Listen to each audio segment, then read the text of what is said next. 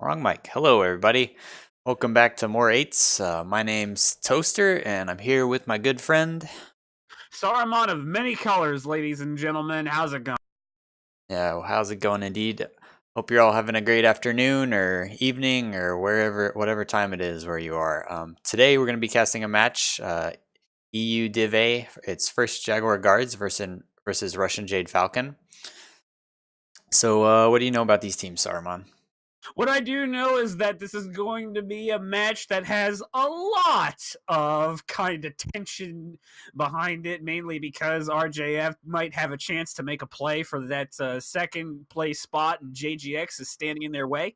RJF has looked pretty impressive. They 5-0'd Phoenix Legion, which has put up good matches up against Eon Synergy and against JGX, but unfortunately we weren't able to count it because we didn't really have anyone on scene at the time to stream. Partially my fault. I thought that perhaps Toaster, you and I could scrounge something, but that didn't work out. Once again, my fault. I apologize, viewers. I caught But me sleeping. unfortunately, I'm sorry. You caught me sleeping. It was my fault. But Well, anyways, go on.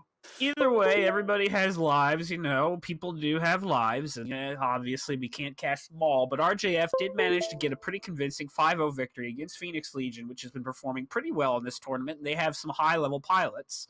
Now, this is a chance for RJF to potentially take the second place spot away from JGX, but at the same time, JGX has to beat RJF if they want to keep their momentum going and allow themselves to kind of move into the second place in not the second place spot, but the first place spot in the upcoming matches they have against Eon Synergy and against other teams. JGX, they haven't been defeated yet, so there's still a very good chance that they could take that first place spot, and it's going to come down to them being able to beat RJF. But RJF is a team that can surprise. They've surprised Eon Synergy before in the MWOWC 2017 and 2018, and they've surprised in other ways as well. But now Krasnopesky is asking for the ban, so we're going to go to that. Toaster, pull up the screen. I am doing. All right. Let's get this show on the road. What will they ban? I don't know. We've harped on this maybe a little bit too much, but Rubelite was really popular in EU scene. It seems like NA has been opting more for Alpine Peaks and River City. They've played some on Rubelite, but Terra Therma and Viridian Bog just have been avoided like the plague. I guess no team really wants to play those maps, and I can see why. Those maps maybe have a little bit too much of an imbalance between spawn sides. That was always true, especially for Viridian Bog, especially with the area where Theta Point was located. It kind of made it hard for teams to maneuver around that point and make decisive moves. Yep, and as we see, first two bans, Viridian Bog, then Terra Therma back to back, so. Although we did see some Terra Therma matches, it's not completely out of the ballpark, but, even still. Yeah, it seems like maybe some of these higher div teams kind of want to keep as much in their own control as they can. Rubelite Oasis gets banned, so no more EU Rubelite matches. Alpine Peaks get banned, and so we're going back to River City, just like we saw last night. So, want to go over what maps we'll be seeing today?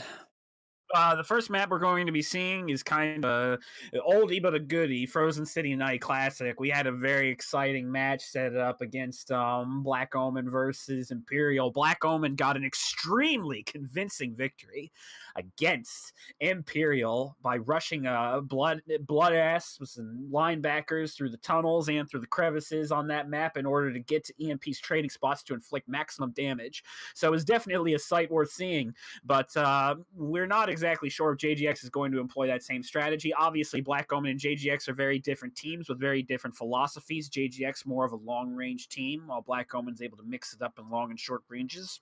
Yeah, that and maybe I'd bet that strat doesn't work so well if you don't have the element of surprise, and I'm sure RJF watched last night's tapes.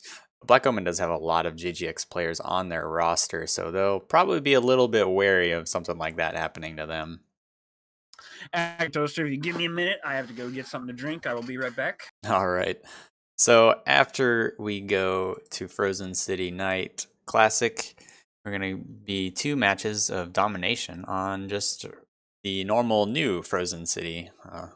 Frozen City it was a pretty interesting matches last night. We saw a lot of kind of ranged, like each team would bring one or two range mechs usually, and some fast brawlers. But brawlers seem to be kind of the main focus of the day on this map. So it'll be interesting to see how these two teams adapt. The EU meta is, as we've said, is always a little bit different. And then, of course, last drop is going to be River City Conquest. And River City Conquest, great map.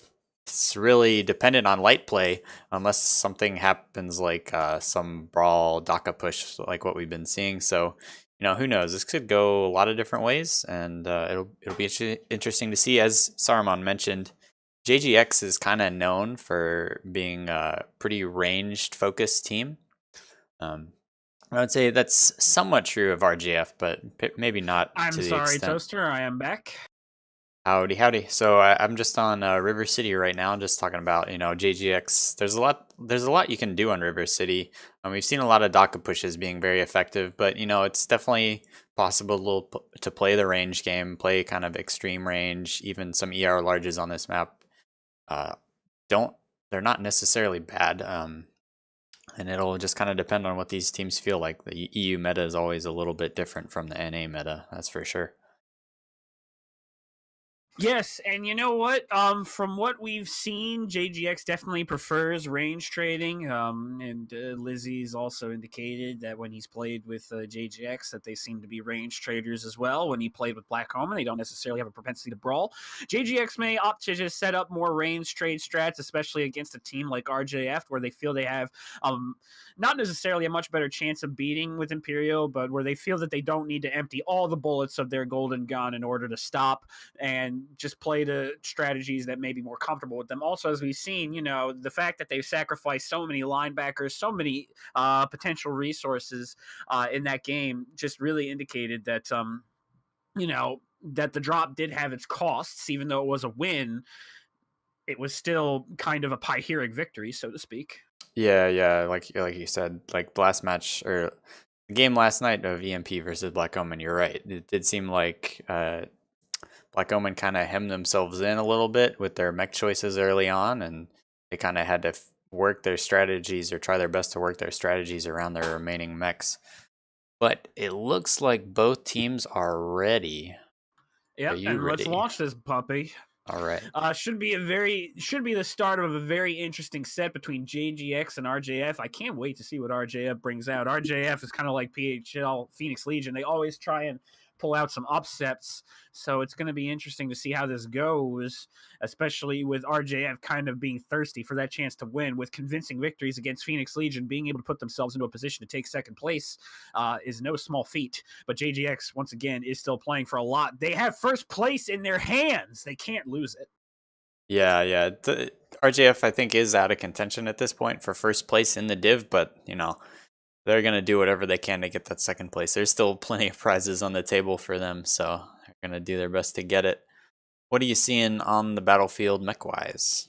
I was about to get to it, that hot, sweet mech action, and it looks like JGX is emptying all the bullets. We were wrong. They're bringing 3 Blood-Ass with a Vulcan down near the Kappa side, and then up during Gamma side, they have a Mauler. They have, let's see, what is that? They have a Mauler, they have a Mad Cat Mark II, and it looks like that they also have a Cyclops S with an interesting weapon set out. I want to see that. The Cyclops S is equipped with 4 LB10s. Very interesting. Meanwhile, on the other side, you have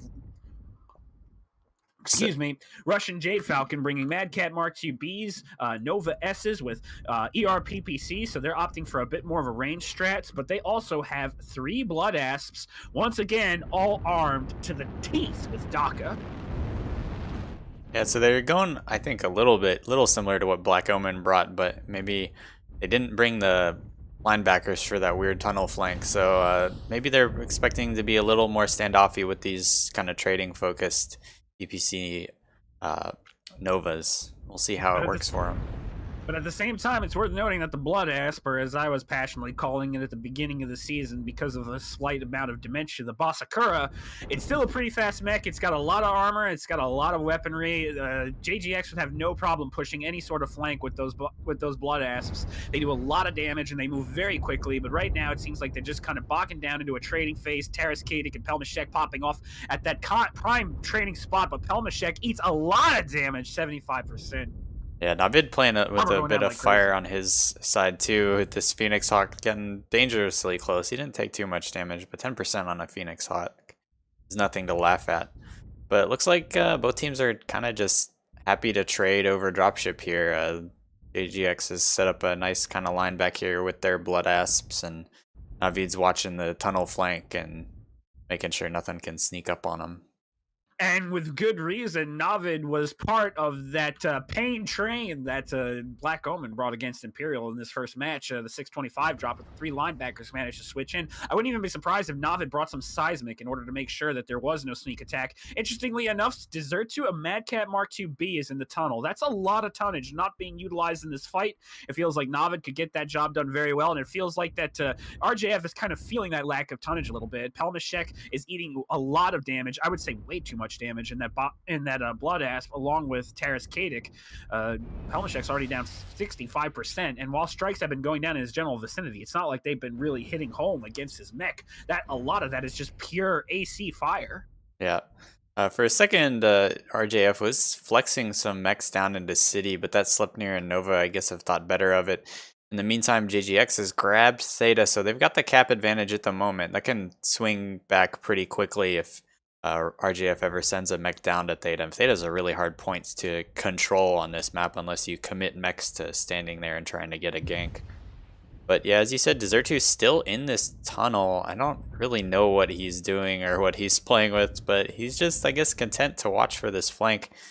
But these Blood Asp on his team are kind of eating some bad trades up over dropship here. I guess they're maybe trying to slow their roll a little bit. And right now, the slowing of the rolling, as you said, Toaster, has commenced. JGX is kind of pulling back from their original firing line, which is strange since they're clearly winning the percentage battle. The lowest percentage mech they have on their team is Jaguar A7X, and realistically, he's not even that weak. The damage is fairly spread out. The only thing that's open is his right arm, and I don't think that the Basakura really relies on their arms, right, Toaster? Yeah, most of their weapons are in those side torsos and those giant cannons, so losing an arm's not great, but they might have one UAC in an arm, but it's not a big deal. Interestingly enough, we have MK4I9661 creeping up on the flank, getting some shots on Jaguar, manages to bring him down a little bit, 73%. Gojul kind of falls off a little bit, but with those jump jets, something I mentioned that the Wolfhound cannot do, Vulcan's able to get right back up into the fight. Hello, how you doing, Assault Mechs? My name's Gojul. I'm right here, and I'm here to protect you. Count TZT starting to take some heavy hits. Gojul and Krasnopetsky get hit by a nasty RJF's strike, pushing and RJF over. is on the move. Look at this. They're bringing their Basakuras and their Novas, the full fight to bear. We see the Daka going off right now. Taras Kadik seems to be the focus target right now for JGX. 70%, 68%. Darger A7X. Look at him rotating out. That's a very strong rotation, but Grol's just starting to be focused down too much. Grol's eating it. Way too much damage taken. Terminator 20 trying to push on these 3 Madcat Mark IIs. Disastrous push. He's not going to get anything done. He's 1-3v mechs, and right now it looks like the rest of RJF's team can't finish off Darger. They do finish off Count TZT, though, and right now the mechs are an advantage for RJF. Navid takes down Terminator 20. Pelmashek takes down Krasnopetsky, and Desert-2 is taken down by Dario. Volkdov finishes off Dargor, so we have one flank being completely wiped out on one side, one flank being wiped out on the other. I'm not sure if that was intentional from RJF or not, but it was a brilliant maneuver. But right now the percentages are not favoring RJF. They need to put down a perfect amount of fire in order to make sure they're not losing mechs, and Data already brings back down Taras Kadik. Navid bringing down Pelmashek, you're right. RJF had the numbers advantage, but their percentages were not in their favor, so JGX could bring this back and by securing a nice couple kills. And they are right now. Nick Drazirian, the summoner, that's not a lot of DPS going out. He's gonna drop Dario mainly because of how weak he was. Slave Labor moving in with a Cyclops, MK moving in with a Nova, but Navid has a chance to clutch this. That Phoenix Hawk of his is at 76%, and let me tell you, that thing is a beast. It can do a lot of damage. Data down 43%. Nick Draziri finishing him, however, and it's up to Gojol and Navid to clutch this out. And this is the exact situation that these mechs want to be in. They can easily win, not easily, but win this handedly. Yeah, I think they need to get this Sleipnir off the field ASAP. Those quad LB10s will wreck these lighter mechs. Or no, those are Ultra 5s, I believe. Yeah, they're quad Ultra 5s. So I was thinking of a different Sleipnir we had on the field. You're thinking of the Sleipnir that Glorsch was used with the LB10. Slave Labor was bringing the AC5. But yeah, right now Gojol and Navid seem to be trying to work different flanks. Navid using his experience as a light pilot to just try and get the flanks. Gojol, however, goes down. Unwise poke by Nick Draziri, and it's all up to Navid. However, the cap lead is very much in favor of JGX. If Navid can stay alive, then this game can go to JGX. Either way you slice it. Yeah, Navid's best play here might just be trying to avoid fights, go for the caps, but that Phoenix Hawk, it's not as fast as most of the Phoenix Hawks you see on the battlefield. I wonder, I don't know, does he have stealth armor? Can you tell? I don't think he had stealth armor on. Okay. Nope, he does not have stealth armor, but he has the thing. He has the next best thing in Guardian ECM, so that definitely counts for something. But Navid is on the move, rotating out, going through the ice caves, just trying to hide. Those ice caves actually are probably the perfect place for Navid to be because of how weak all these RJF mechs are. Yeah, RJF if they try mechs. and jump Navid in the ice caves, then they're simply not going to have enough armor to be able to trade effectively with Navid. He can probably just out DPS all these mechs and kill them. Yeah, he can probably win any 1v1, and that's kind of what I guess he's thinking to do. All the RJF mechs are having to split up to try and get some caps to bring this back their way. They're gonna need, I think, probably a full decap if they want to win at this point. But Navid looks like he's gonna make it to Gamma, and I don't think there's anything RJF can do about it. Well, let's see. Slave Labor, if he does neutralize Gamma right here, then that means that RJF has 20 seconds to get to Theta, but at the same time, Sigma is going down. I did not see that, actually. Yes, this game is probably lock and key. Navid's... Yeah, he's too smart. He's just gonna sit here, it's gonna cap up, and another 10 seconds, this match will go in favor of JGX. It was a great push by RJF. They did a good job of like kind of collapsing the concave that JGX had. Unfortunately, they weren't able to quite do it quick enough, early on enough in the match, I guess, and the point advantage that JGX was just a little bit too much to overcome. Navid showing some good map awareness, game awareness, realizing, oh, I don't need to fight anymore. I can just go off and cap. And looking at the damage numbers, Dario leading the pack in his Mad Cat Mark IIB, 712 damage, 2 kills. Very impressive game from him. Navid, however, the sleeper candidate for the one that helped clutch this game, 2 kills, 3 assists, 546 damage. Pretty impressive. Slave Labor leading the way in his Sleipnir. 2 kills, 3 assists, 739 damage. Meanwhile, Terminator 20 doing a lot of damage in his Blood Aspect, 559, 449 for Taras Kadik.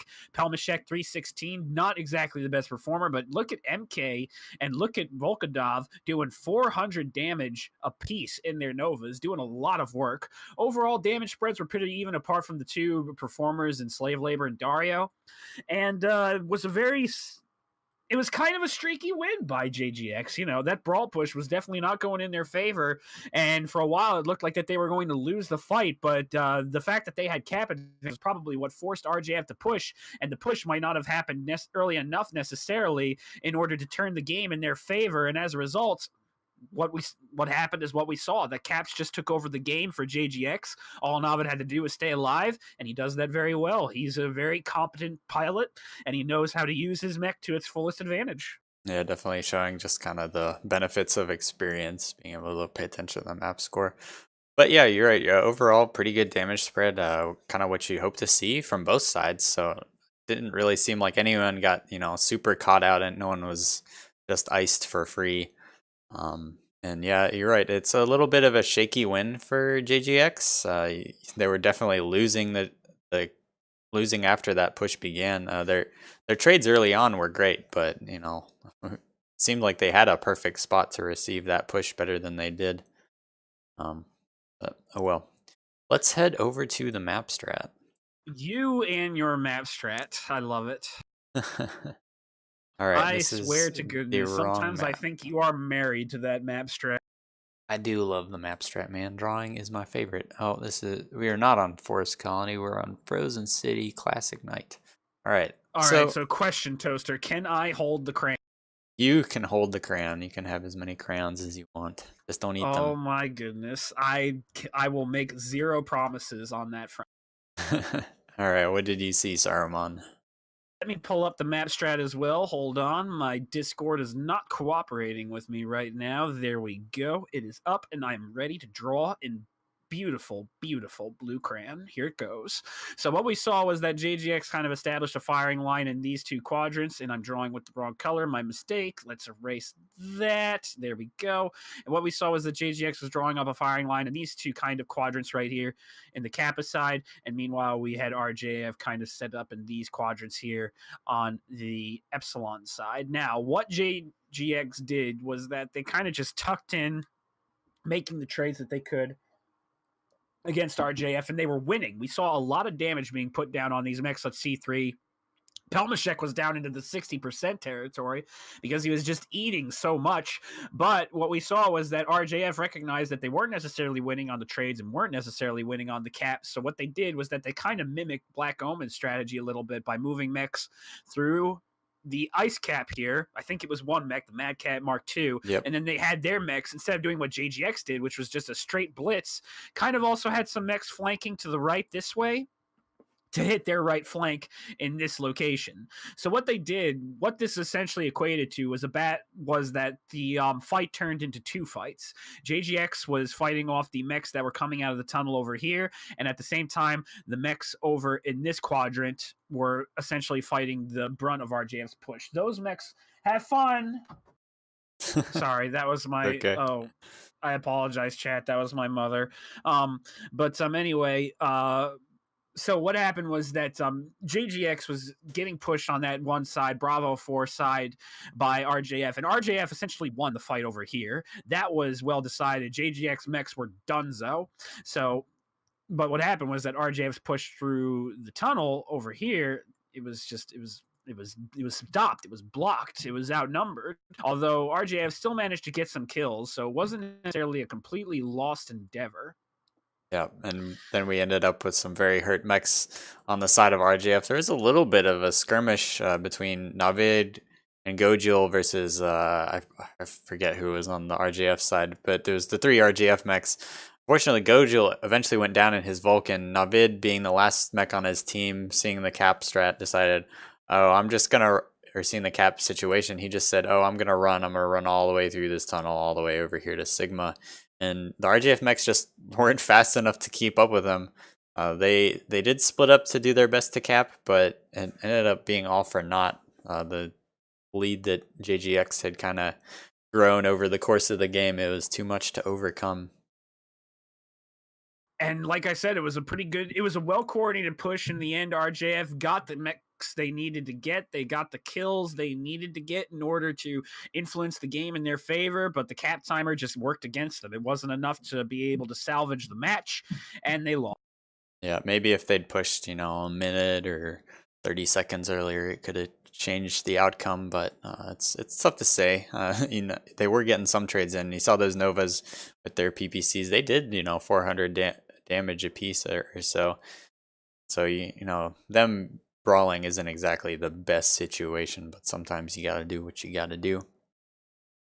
Yeah, but I mean, overall, it was just an unfortunate situation of RJF not reacting quickly enough. Maybe if they started their push a little earlier, because the times where the trays were getting slow rolled, and that worked in JGX's favor because of the fact that JGX had the cap advantage. If they took advantage and pushed a little earlier, then perhaps something could have happened. A win could have been pulled out in RJF's favor, but it just wasn't meant to be because the push was a bit too late, and the push at the same time was a little bit disjointed. It evolved into two battles instead of one, and it didn't work out in RJF's favor because they really needed to get more decisive victories in those fights. Yep, yep. But overall, good first game. Definitely shows this match could go either way. But now on to a different game mode, slightly different map. I guess maybe you could argue it's the same map, but we're going to New Frozen City Domination. So much more open map, much more space to work with, but at the same time it's domination. So a little kind of give and take there, I guess. Saw Brawl was popular last night. What do you expect to see today? I think that we might see some familiar stuff going on. I think that the same, like, I think that what we're going to see is potentially similar mixes of brawl and trade. I'm not sure if JGX is going to try and mix it up in the circle as much anymore, especially since JGX does not have a proclivity towards brawl strategies. I think that they're going to adopt more Black Omen's approach of just keeping long range at the back, utilizing Krasnopesky to hold on to the circle for as long as he can and maintain advantage. Yeah, yeah. It almost worked for them last night. There were some pretty close games with EMP, but it seemed like EMP's trade mix just kind of won out in that match. But, different teams, slightly different rosters, so we'll see what happens tonight. All right, I gotta remember, switch the scene, Toaster, don't radio cast, please. But it's done, so I remembered. Can't flame me for that, chat. We're still on the load screen.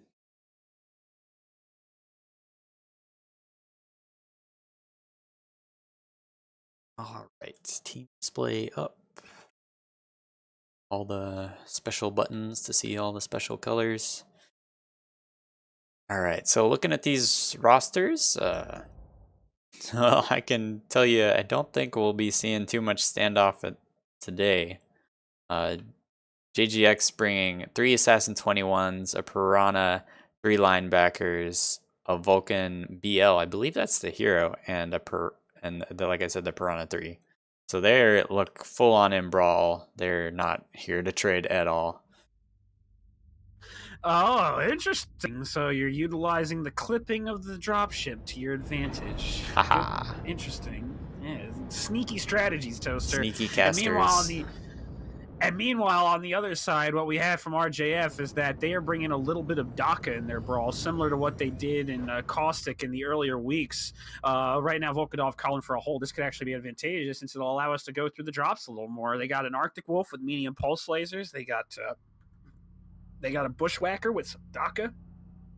Hunchback 2CA with medium pulse lasers as well. Slave Labor bringing Wolfhound 2. Staple light mech. I hate it, but unfortunately it's here to stay. Medium pulse lasers with some machine guns. Linebacker C on Nick Draziri. And once again, they have a little bit of DACA with the Bushwhacker brought by Pelmashek. So this could potentially escalate into a full brawl, which might actually throw RJ for a bit of a curveball. Yeah. Sometimes when you do these brawls, you want the other team to have like lower DPS Overwatch mech. Data, I see you moving, sir. Back to your lance, sir. He's not wandering too far, so I suppose it can be forgiven. Admins. Just making a headache for the admins. I wonder who has disconnected and who is failing to reconnect. I can't see myself. But hopefully we'll get word shortly if we need to redrop or if they're going to reconnect or what's happening. Well, right now there's currently enough time on the clock, 13 minutes, 30 seconds. Oh, it looks like they're going for a restart. Okay, that is allowed in the rules. No one has died, no one has taken any damage. Fortunately, both teams will be able to... No, I think... Oh, they must have meant... He's... Yes, they must have meant that they're not restarting the match. He's restarting his computer. Thankfully, no one has done anything silly yet. So we'll hopefully get this show on the road. No redrop, thankfully. Probably doesn't matter in this situation anyways. Both teams look like they're full on brawl. There's going to be no real long burn strategy here going on. So Yeah, definitely no need for possibly even a 5 minute delay. They could get away with a 1 minute delay if they wish, because they're probably focused on going through their brawl motions right now. Because when it comes to brawl, whoever makes the first step is king. We got mechs moving up to the circle right now, uh, getting ready to join the battle. And also at the same time, we have Clan Rush and Jade Falcon pushing up to the right. We already have some mechs heading towards the circle. Rush and Jade Falcon seemingly to use some medium pulse lasers and some large lasers from their hunchback to maybe create some space, but JGX might have none of that. Look at this movement right up the gut, preparing for that brawl push. The linebackers leading the charge. Black Omen didn't have these in drop 2. I remember Lerm God saying in our interview they did regret the fact that they didn't have them. Now they do, and this is the chance to see whether or not JGX could make these mechs shine. We have the hunchbacks trying to draw off a little bit of damage. Linebackers see the assassins. They're pulling away, and right now it seems that RJF's doing whatever it can to try and create some distance away from this big brawl push that JGX is trying to use to envelop them. The circle is currently in complete favor of JGX, and it looks like that the positions might be as well. The range is set up. Krasnopesky's at the front with his Vulcan leading the charge. The goal of this guy completely up front. Karaskadia getting But shot, they're but diving the Krasnopesky Arctic gets Wolf. late.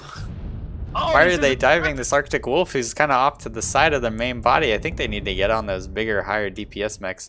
They do take out the Arctic Wolf quickly, though, so now it will be interesting to see what they choose to dive on next. Right now, the Assassin Hit Squad is heading into the middle of the circle. Dario manages to take out Terminator, so they're kind of following your lead a little bit in advice, but Dogmeat also gets late and gets down. Dario 3 trying to dance around slave labor in his Piranha. Navid with his linebacker offering some help, trying to bring down slave labor, and JGX kind of just got into the middle of this firing line for RJ.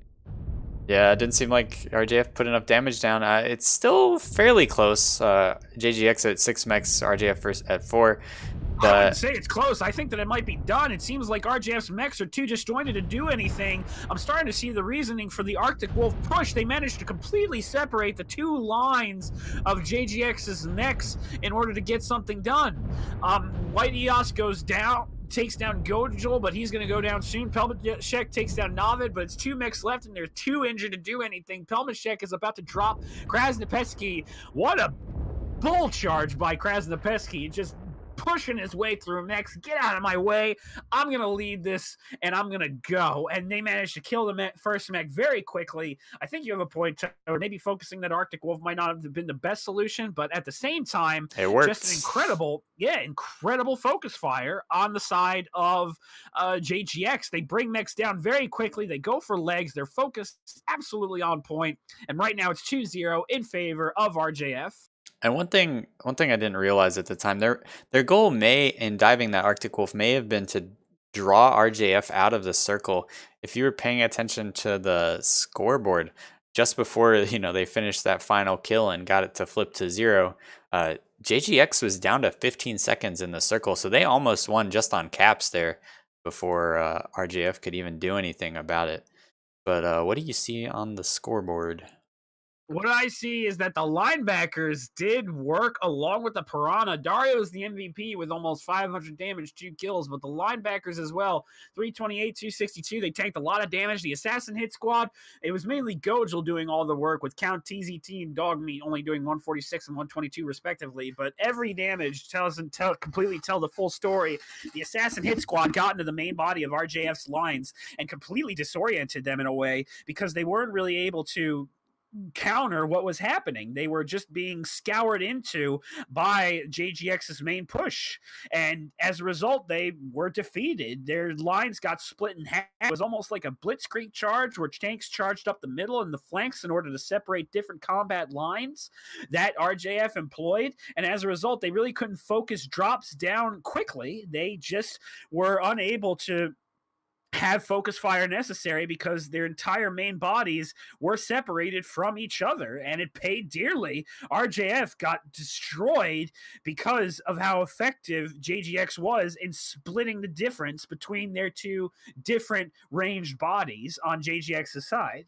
Yeah, RJF got definitely a lot, quite split, like along that little ridge line. They had half their team up top, half their team below.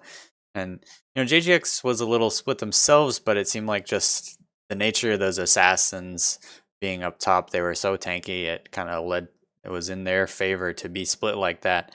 You see, looking at the scoreboard again, those two hunchbacks on RGF's side, they didn't really do that much damage. The one pulled 250, which I suppose is respectable, but Terminator and his hunchback 2C only dealing 70 damage, and he wasn't even the first focus target. Terrace Kedek in the Arctic Wolf pulled 59 in that, and he was the focus. So I think maybe RGF got out mech labbed a little bit there. The Hunchback 2CA I don't think is in that great a position anymore. Just losing all its agility has kind of hurt that mech a little bit. But yeah, it seemed like JGX did a great job of closing quickly and effectively. They didn't take too much damage. No one got legged on the approach, and they were able to close and pick that first mech pretty quickly and efficiently. Yes, that was just very good focus fire on the side of RJF. Not on the side of RJF, a very good focus fire on the side of JGX between those two bodies, and they used kind of the hitboxes of the assassin and the linebackers to their benefit, kind of weaving in and out, tanking. And Dario, playing the Piranha how it's supposed to be played. Just very good drop overall, kind of giving a little competition to Stimrog for a top light lance and for a top light pilot in the EU scene, along with Dered. He was just weaving and bobbing in and out for a while. He was actually like in the main line of that of RGF's firing line, and he did not blink. He just kept on weaving in and out between mechs, putting down the damage necessary to get mechs down. And it's interesting to note that RJF was even trying to focus him at times. The Bushwhacker, the Arctic Wolf, they would try and turn on Dario, only to realize that he is not the best target. They need to focus on other mechs. So Dario definitely did his job as a distraction, and he added it up by doing probably some of the highest damage on his team. Yeah, that's pretty impressive considering, the tonnage of that mech. And I'd say, it has a lot of weapons, but it can't take that many heat sinks. Very good piloting on his part, showing, why he's one of the best of the best. But now we flip sides, and so I want to talk about, this last drop, JGX, they kind of did what Black Omen did last night. They used all three of their linebackers up at once. They used all three of their assassins up at once. So they're going to have to do something, I think, quite different this next drop, just because those drop deck limitations, like we said, once you bring, three of any variant, three assassins, you can no longer use assassins in any drops. So this is maybe a bit of a pickle for them, but I'm sure they have some sort of strategy outlined. What do you think? I think that JGX is going to try and do similar things that they did when try and adopt similar strategies that they did when they were Black Omen. I think what they are going to do is just mix up different kinds of mechs to try and get over the fact that they're out of options. Their assassin hit squad kind of just got used up right there a little bit. They could probably opt for some more Vulcans, perhaps.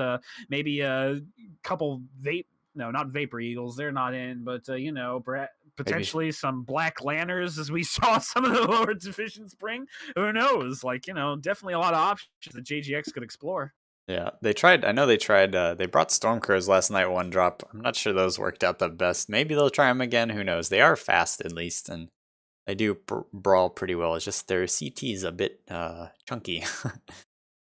But anyways, I'm gonna go over the map strat. I'm just gonna draw up what we saw. It was pretty simple though. Probably one of the simplest drops we've seen. Basically, all right. If I can get my crayons, I'm taking the crayon this time. So. RJF did kind of the usual. They set up here in H6, G6, so the usual kind of lines. They have some pretty decent lines on any team that's coming in through F7 with those hunchbacks. Meanwhile, JGX pretty immediately, they didn't pretend, they didn't wait around, they didn't really do any just like standing behind buildings trying to scout, try and get RJF to encroach. They just ran straight in and ran all the way around these buildings. They cut it a little wide from what I was expecting, but they went all the way around into G7 and then hooked a sharp right into the main body of RJF. But the interesting thing that they did is they did focus that Arctic Wolf first, who actually dragged like half their team down. Meanwhile, the assassins kind of were fighting up here, up top. hitting their main body, especially those hunchbacks, and ended up with a split fight. Now, eventually, I think just JGX, their DPS won out. I think their focus was a little better, and just the fact that they had much tankier mechs and the linebackers and assassins, they won that fight. Dario showing some good skills with his Piranha 1v1ing that Bushwhacker at the end. And yeah, it was just kind of a little bit of a messy brawl, but a pretty good brawl, and yeah, went JGX's way. And it was just there's always a little bit of coordination in the chaos. You got to wonder if JGX did plan to split the lines up a little bit after they focused down the Arctic Wolf. A lot of the mobility of RJF suffered. Without that Arctic Wolf, there were definitely some flanks that they probably couldn't get, some angles that they wouldn't necessarily be able to take, but at the same time, they still had some more mobile elements on the field, but still, just that Arctic Wolf dying very early hurt them. So while focusing it out at the beginning might have been a bit of a bad move, they still managed to bring it down quick enough to where it didn't really affect the drop too terribly. And first Jaguar guards was able to just kind of walk over into the safe space of RJF's firing line, get into those lower DPS mechs and just out DPS them with highly maneuverable kind of speed tank style mechs in the way of the Piranha and the Assassin Hit Squad. Yep. That was definitely very well played on their part. RJF did their best. They were set up in a decent position, I think. They didn't quite get enough early damage in, and maybe this is why EMP opted to set their mechs up on the other side last night. Maybe a little easier to rotate from one side to the other. I think ideally RJF would have rotated, a couple mechs at least across the valley. It's hard to get up there though, so maybe they just figured they didn't have time. JGX was in a very fast deck. All those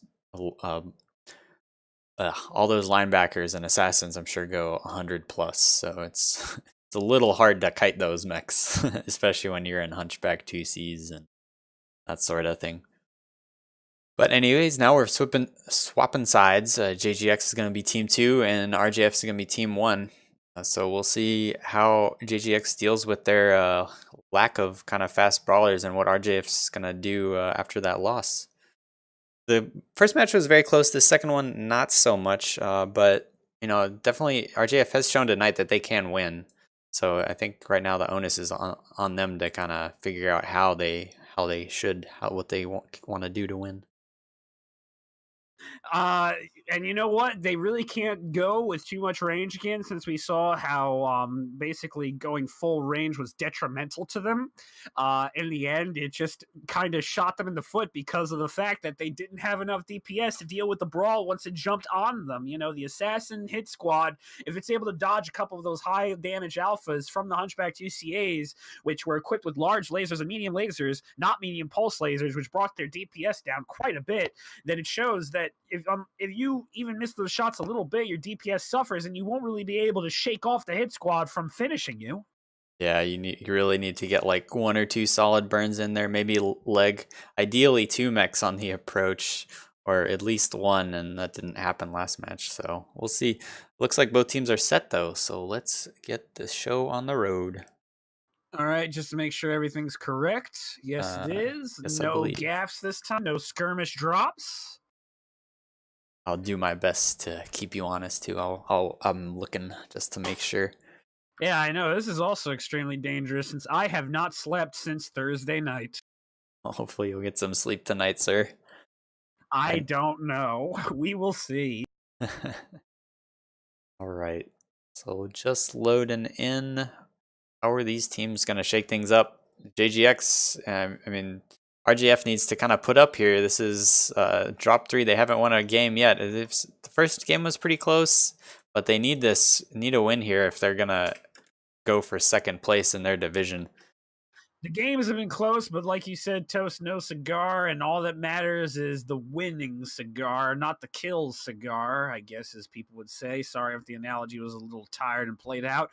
But yeah, basically it comes down to RJF. They have to finish these matches. They're putting down a lot of good damage. They're taking a lot of mechs with them. The kill differential is not that different. JGX has 13 kills to RJF's 11, but RJF has got to finish a match. They've got to come out with a win. They've got to stop the cap. They got to play the objective. They got to bring JGX down. Right now, JGX has a very comfortable 2-0 lead, and RJF has to win out in order to make it to the finals. Yep. This is not MRBC. It's only wins and losses that count here. But what do you see mech-wise on the field right now, Saruman?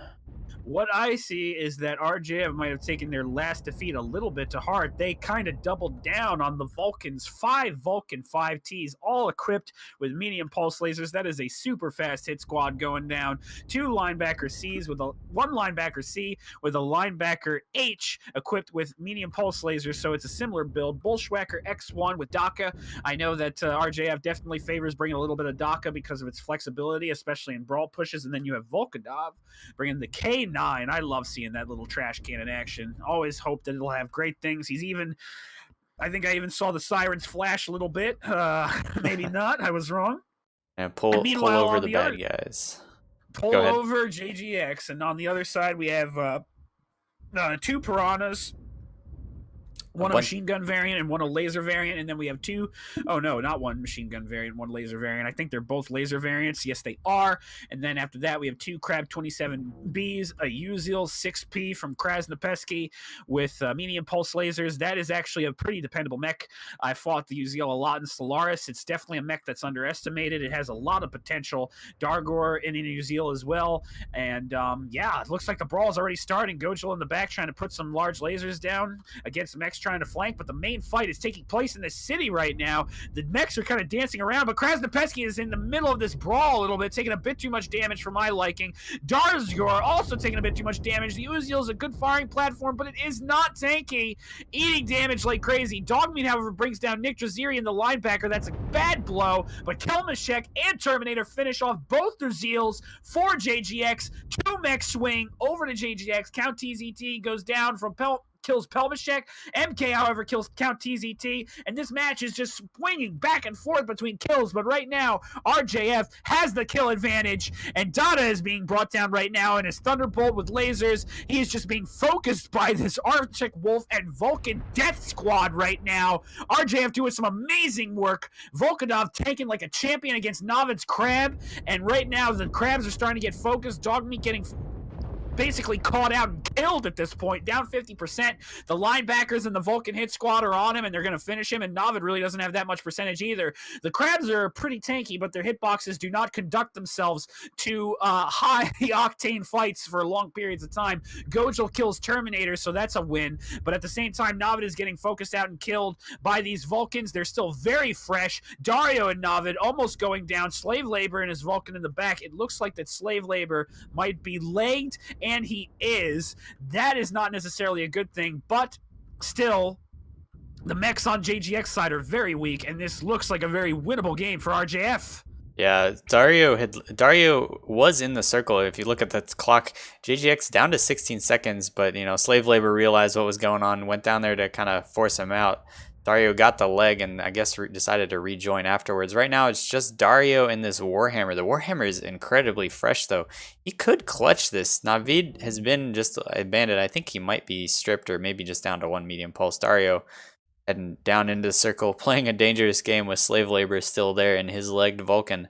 And now it's kind of a game of cat and mouse. How do you approach this Warhammer? Try and get him off this perch before he legs you and finishes off all your mechs. It looks like, he must have just got the leg on White Eyes. Yeah, he got the leg on Whitey Eyes, so that's not good.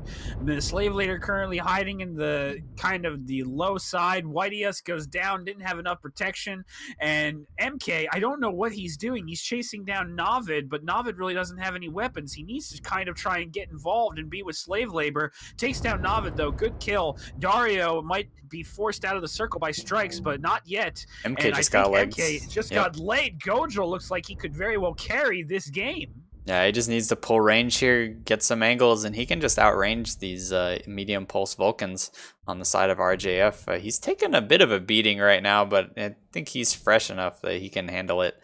The leg Dario. protection on these RJF mechs is not doing well. MK needs to hide that leg as best as he can, and right now it just looks like that he's just not doing it. MK, however, takes down Dario. This is a decent position. Gojil needs to pull range right now, and he's not doing it. He's getting focused down by 2 mechs, and it looks like Gojil just might choke this. His CT is cherry red, and it goes down! RJF pulls off the unsuspecting win. All Gojil had to do, pull range, back off, and win, but he gets killed. Not able to pull enough range. Not able to finish off the Vulcans. Excellent comeback from RJF. The Vulcan Death Squad comes through, and look at the damage numbers from MK and White EOS. 500 damage each. 4 kills between the two of them. Very good game.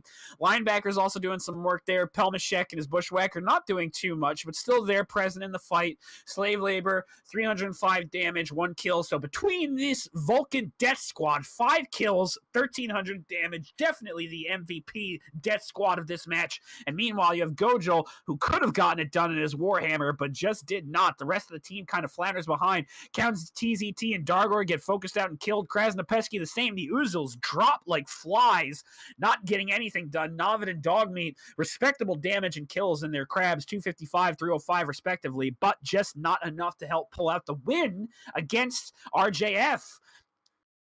Yeah, it seemed like that was, JGX's match to lose there at the end with that Warhammer, but he just wasn't able to pull range. He took a weird route to me. I think he was too focused on getting inside the circle. He could burn sometime. They were up like 50 seconds to 16 or something like that.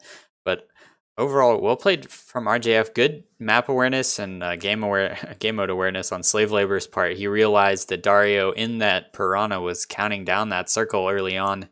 Managed to get down there. He got legged to save that, but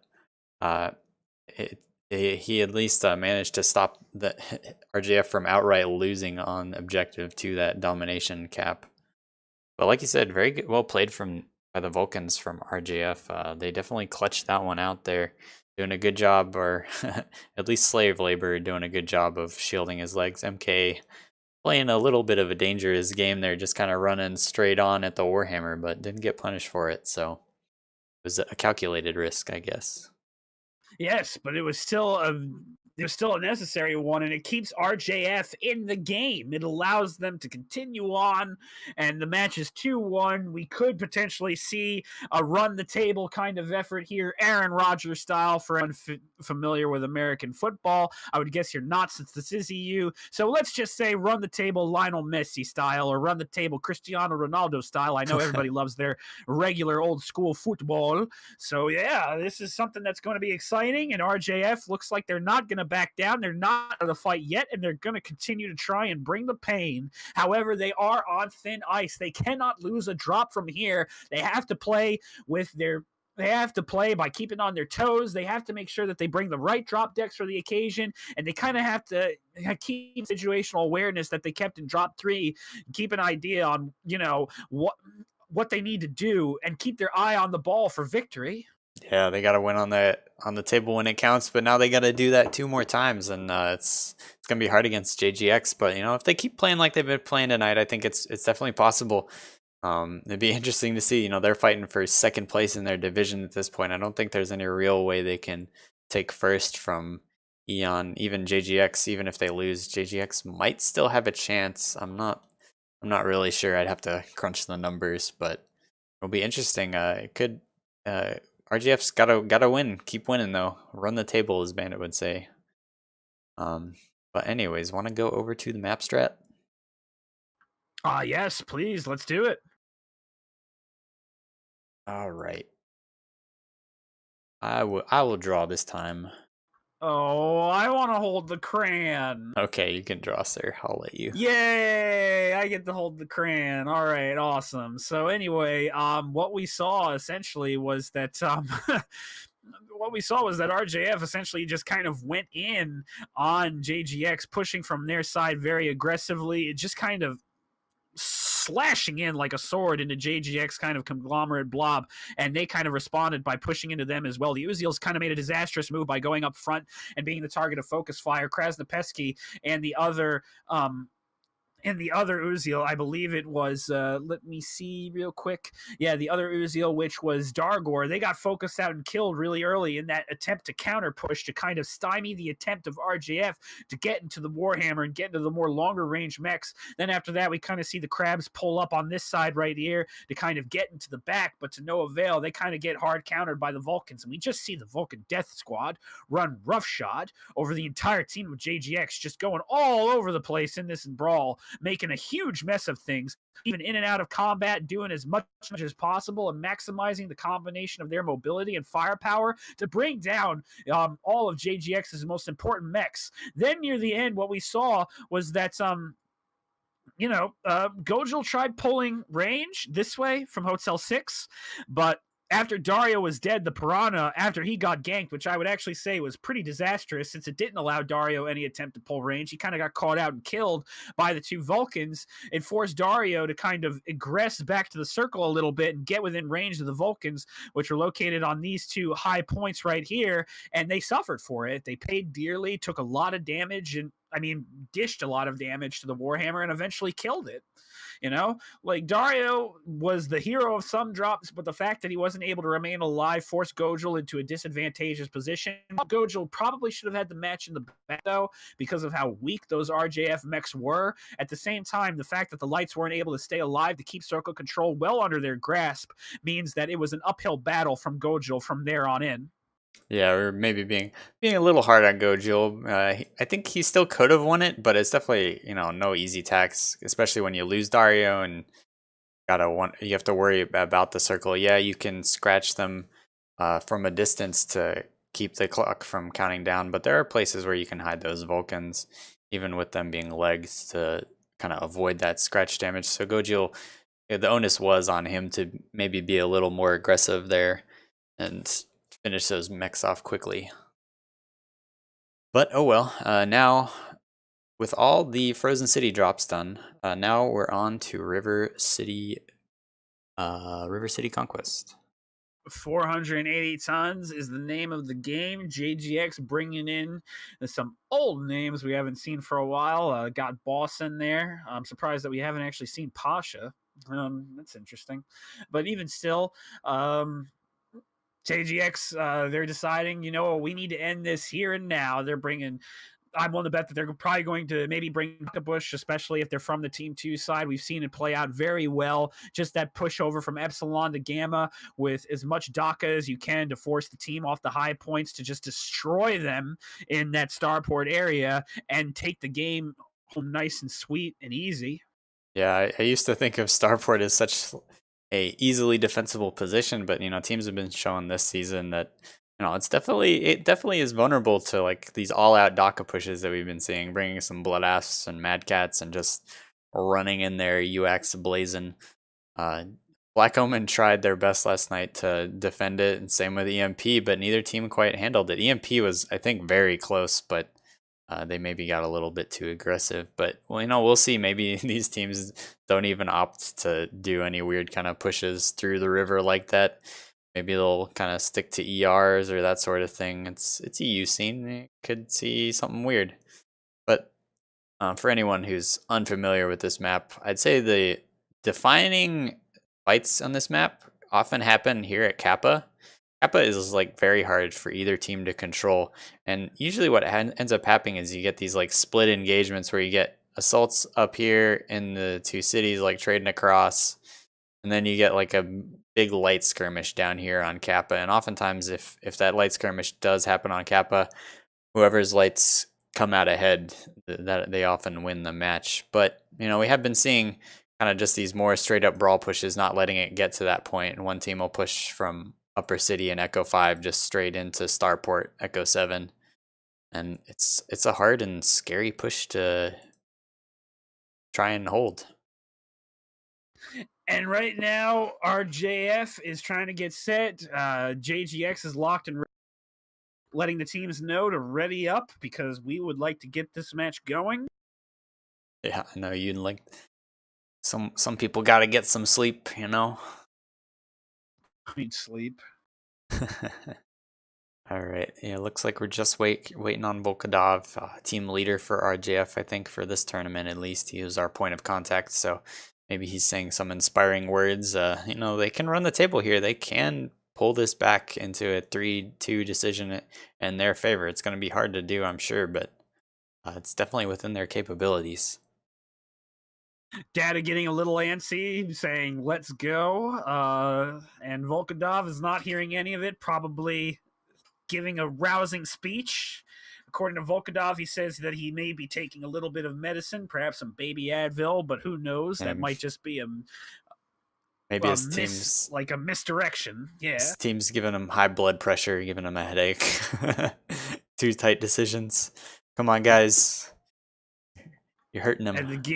And the game is ready to go. We're going to launch RJF versus JGX. Once again, RJF is on thin ice. If they lose any of these last matches, they are out for any attempt to concede second place. JGX stays in the running in order to try and attempt to steal first place from Eon Synergy.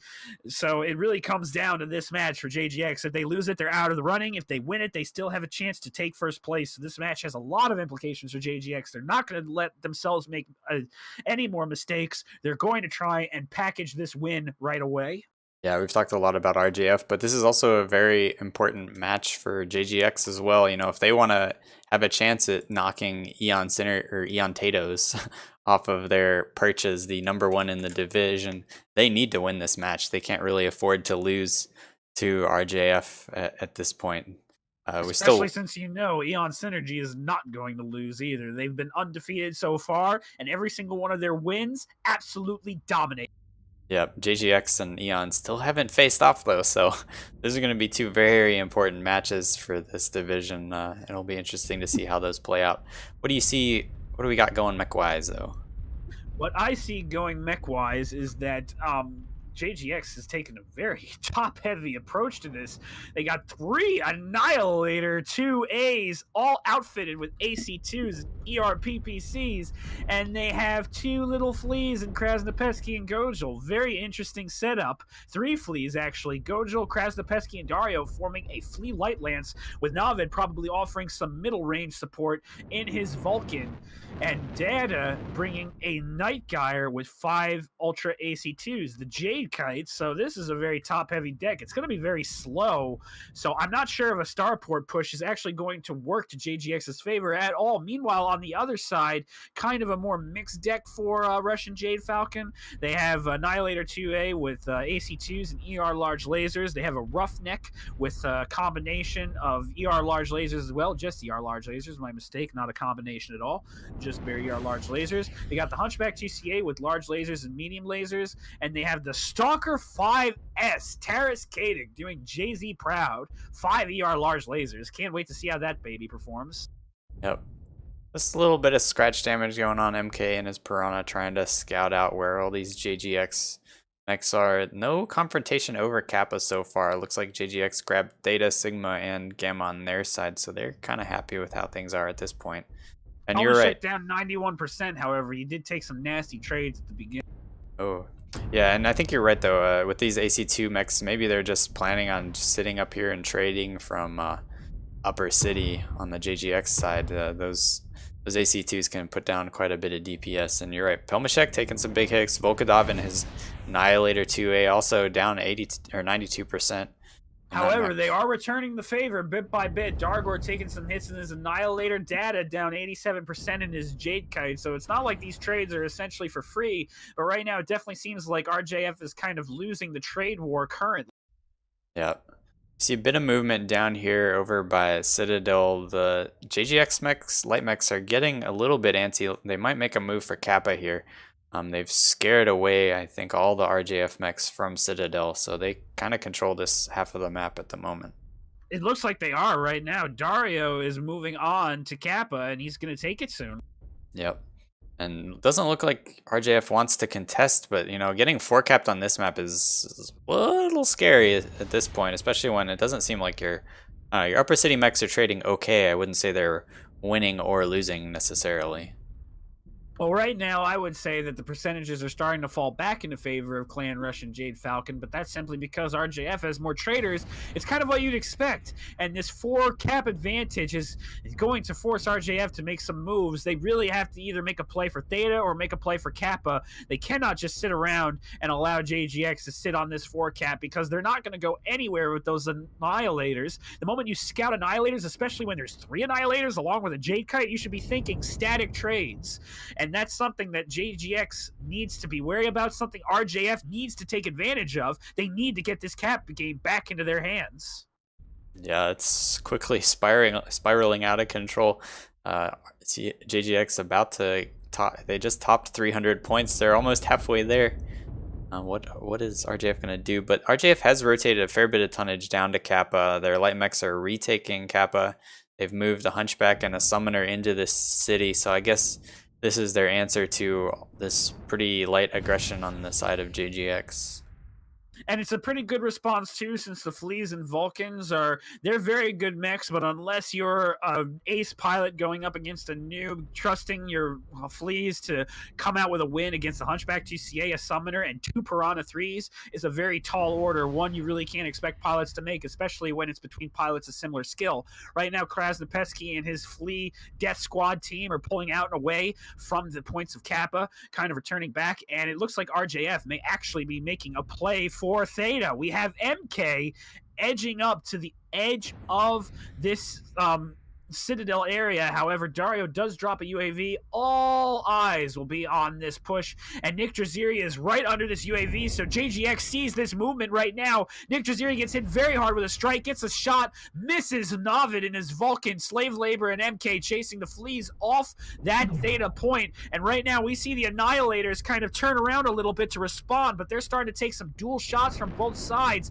and look at this! We're starting to see some Annihilators and some Summoners push on RJF's side. They're crossing into the water. Pelmashek on our JGX's side of the city, trying to get some shots in on those heavier mechs, on Dargar and on Boss, who are definitely low in the percentage. These trade battles have been brutal for both sides, and right now it looks like RJF is kind of doing a constrained push, but Nick Draziri is so beat up, he's not going to be available for these fights. His ER Small Laser to ER PPC Summoner is not going to be doing one work. As a matter of fact, he's already lost a PPC, and he's already lost more ER Large Laser, so in effect, it's practically 1 mech down for Clan Jade Falcon. But at the same time, the territory they've gained is very helpful. Dargar and Boss trying to lay down some fire to stop this push from getting any further, but Nick Draziri and Desertu look like that they're going to be killed. They've just taken too much damage, and it shows. Dario knocks down Nick Draziri. Yeah, this light fight over on Citadel might end up deciding this. They need to keep these faster, more mobile mechs alive if they want to have a chance to turn this cap game around. However, the two Annihilators on JGX's side immediately go down. Boss and Dargar taken down. That's a huge blow to the Heavy Lance, but the damage is already done. Looking at CSJ's Light Lance, the Fleas are untouched. The Vulcan is untouched. Cap points are readily in their favor. This has to be a completely decisive win in order for this to matter, and it kind of is. Terrace Kadik, 33%, Slave Labor 58, RJF Volkadov 57, but these mechs can still get singled out and killed by this Light Lance, and points may already be too much in JGX's favor for RJF to do anything about it. The Fleas are very fast. They can cap a lot of points in very short order, and right now it seems as though RJF is just trying to chase this Light Lance out. Navid trying to hold the line, buying some time for the Fleas to cap, to bring the game back into JGX's favor. Yeah, Navid and Gogajil just playing a little with fire here, but they can confirm a few of these kills. That'd be great for their team. Meanwhile, they've already sent 1 guy off to Kappa. I believe that's Dario. And Slave Labor has gone ahead and decapped Sigma. It looks like he's going to head over to Kappa to fight Dario and maybe try and take out that Flea. Gojil, though, kind of slipping in behind him. He's going to re-grab, what point is this? Navid is Sigma. Not doing well right now. His Vulcan is getting eaten alive by MK's Piranha. The damage that's coming out is real. Pelmashek is trying to finish him off in his Summoner, but there's still a lot of ways Pelmashek could just finish off Navid, but still, Navid seems to have the advantage. He might have knocked off a shoulder, and he's hiding his leg extremely well, learning from the best Navid did. And right now, it seems as though CSJ is just keeping up. I mean, JGX, my apologies. JGX is just keeping up with their initial strategy of just spreading their light lance as much as possible, capping points. It's like it's going to win with a decisive victory to JGX, and that closes it out. JGX wins the series. Yeah, it's too late at this point to bring these caps back in order. It was a good move by RGF. They did a good crossing. They caught those Annihilator. Well, I don't know. Maybe they didn't catch them out. They just seemed to be pretty hurt by that point, anyways. But it was a good push. It was just maybe a little bit too late. They let JGX have the 4-cap for a little bit too long, and that was all she wrote. Game over. JGX keeps their fight for first place alive. RJF slides down. Very good effort, though. Terminator doing a lot of damage in that roughneck. 518, 330 to 380 damage between the Stalkers and the Annihilators. The Piranha did some work as well. Deserter doing some work in the Hunchback to CA. However, on the other side, Navid, almost 500 damage in that Vulcan. Very good game. Data leading the way with the heavies and assaults and his Jade Kite. However, the Annihilators all doing well over 400 damage. So just a very solid range game all around for JGX, managing to keep the map control under their thumb.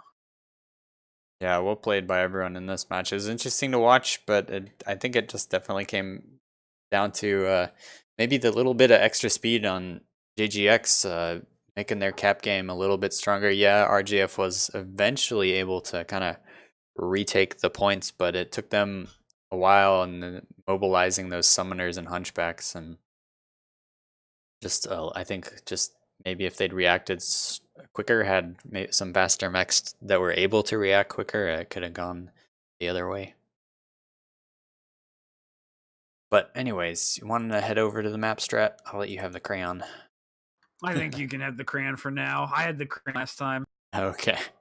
So it was pretty simple. There were 4 mechs for, well, I don't know, maybe not that simple. 4 mechs for JGX up in Echo 5, their main traders, the 3 Annihilators and the Night Gear. And then RJF had, I guess it was basically 6 mechs up in Echo 7. They only really had the Piranhas out capping early. JGX got a pretty quick 3-cap lead on Sigma, Theta, and Epsilon. And then eventually they moved their 4 guys. They kind of just flexed down into Kappa. There was no real engagement, but RGF scouted it and decided they wanted nothing to do with that push. They recalled all their lights back up to Starport. And so JGX just kind of got Kappa for free and had a 4-cap for a little bit, and brought their lighter guys back to Theta to where they could react to any push pretty well, or that sort of thing. Eventually, what happened is then, you know, we still have these positions here with the traders. RGF flexed the summoner, the hunchback, and the 2 piranhas back down. They retook Kappa, and they started kind of marching up onto Citadel, as we like to call it, and they did a little bit of a skirmish as the JGX light mechs were kind of getting out. They managed to make it across the river, though. This prompted JGX to kind of turn their Annihilators, put some fire down on Theta to kind of stop the Hunchback and Summoner. In response, RGF moved their heavies and assaults across the river. Pretty good timing on their part. They eventually got into the buildings, took out all the mechs that were up here, except for the Vulcan and some of the lights. Then we had this weird game of kind of cat and mouse trying to hunt down Navid and some of the fleas on JGX, but most of them made it out. They recapped Kappa, and just from having that 4-cap earlier on, their point lead for the game mode was just too much to overcome at that point. Just very, very good movement with JGX. They kind of used their heavies and assaults as an extension to make sure that the cap game with the fleas wasn't necessarily caught on too soon. We saw that the fleas, they were able to get a lot of support from the Annihilators. That ranged position that the Annihilators took along this Fox 5 crest in this area was very powerful. It allowed them to get shots all over the main Citadel tower here and along the areas of Gulf 6.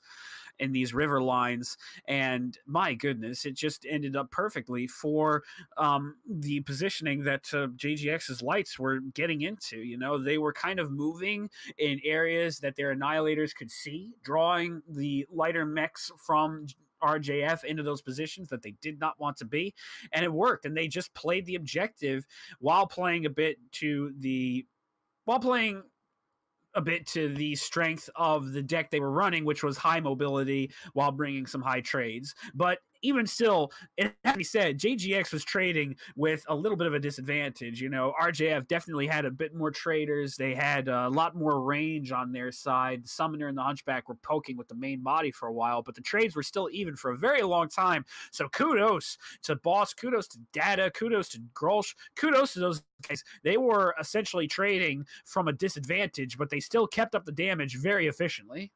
Yeah, very good trading on their part. All that being said, I have one code for a giveaway. So let's do that giveaway right now before I forget. Wow, you're sneaky.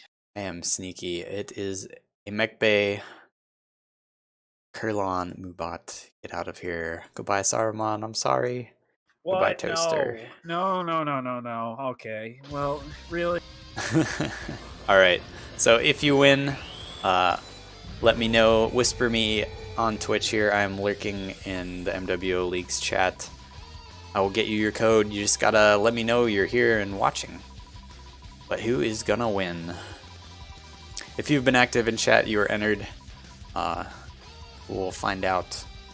See some familiar names. Texan Scrub Lord, I believe Lizzie I saw pass by. Pseudo98, I believe another streamer. If that's the pseudo I'm thinking of. Congratulations, Pseudo. Message me. I'll get you your MechBay code. Just in before the rigged comments, a streamer winning a giveaway. Oy vey. Rigged away. But yeah, it'll be interesting to see. So JGX has now used all their Blood S. I think both teams have used all their Blood S. We still have quite a few Mad Cat 2s on the table. We've seen that mech be pretty popular. I wouldn't be surprised to see, each team's fielding a couple of those on this next drop. The Daka's been real popular on this map. I'm not sure what's left in terms of light mechs for either of these teams. I know both of them have used up at least 2 piranhas, a fair number. So it'll be interesting to see. I think all the Vulcans are gone. No more linebackers.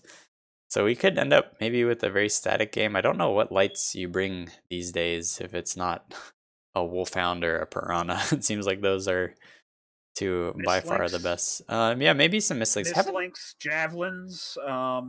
They still could have some Wolfhound variants left behind. A lot of Wolfhound variants are very similar to each other.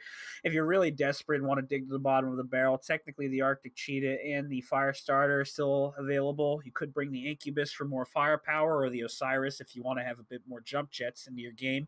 And at the same time, you can also go a little bit. You can still bring urban mechs. Those are always an option. Your favorite mech. Not a great option.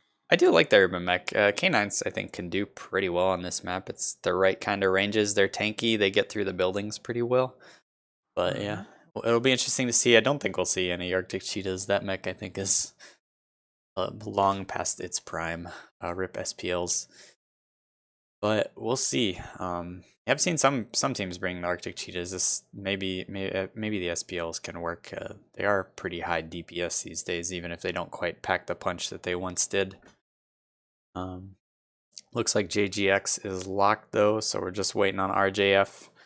Final drop of the night. Unfortunately, RJF no longer win this match overall. They can still try for a 2-3 decision, and I believe with how the scoring in this league works, game win kills don't matter, but individual game wins within a match do matter. So there's still some points to be had.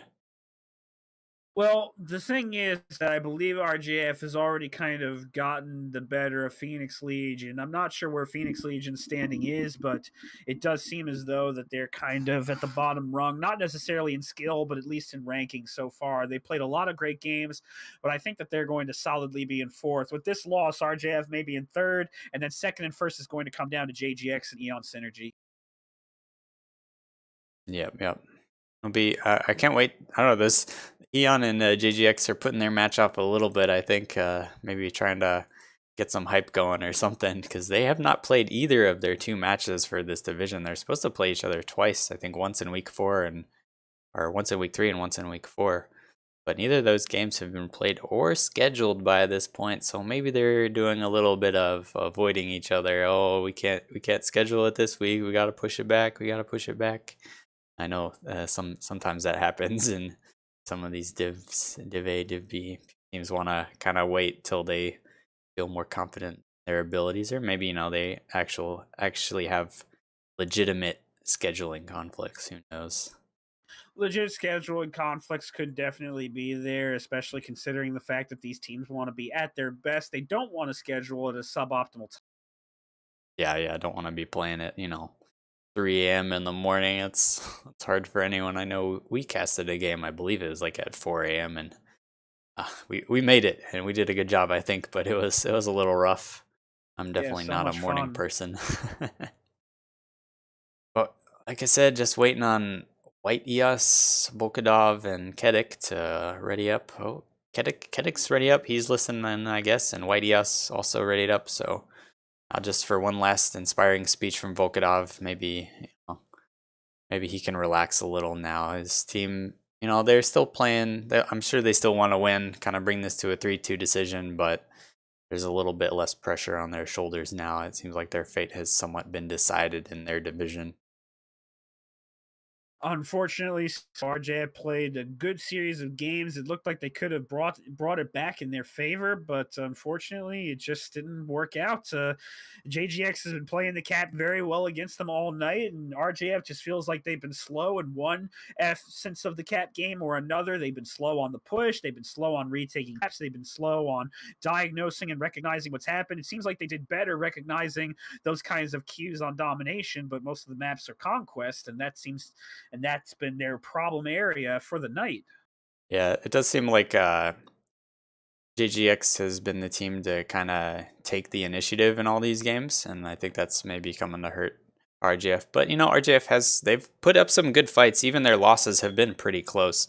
They were technically winning on kills that last game. It's just they couldn't get the caps back in their favor quick enough. And same with that very first drop. Navid 1v3 at the end, but the caps once again just going in the favor of JGX. Definitely, and it was very unfortunate. But it looks like both teams are ready. RJF, are you there? Yes, they are. Let's go. Okay. Well, all right. So final match final game of the day or afternoon. I'm not sure. There are probably some other casts going on tonight. I haven't been paying attention. I've been somewhat busy myself.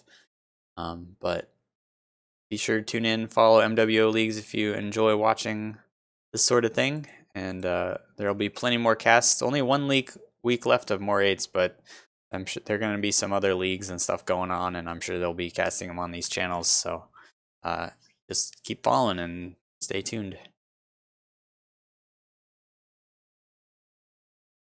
The drop ships are incoming. Looks like this match is gonna get ready to roll soon. Yep. Interesting drop deck so far. I was wrong in my prediction. Um, very interesting. JGX bringing 3 Wolfhound 2s, 2 Mauler MX90s, a Jade Kite, Phoenix Hawk 2, Night Gyre. My goodness, it's like we've been teleported back a year into the comp. Holy smokes. Like, Yeah. these are some old school mix. That Night Gyre with 5 UAC 2s.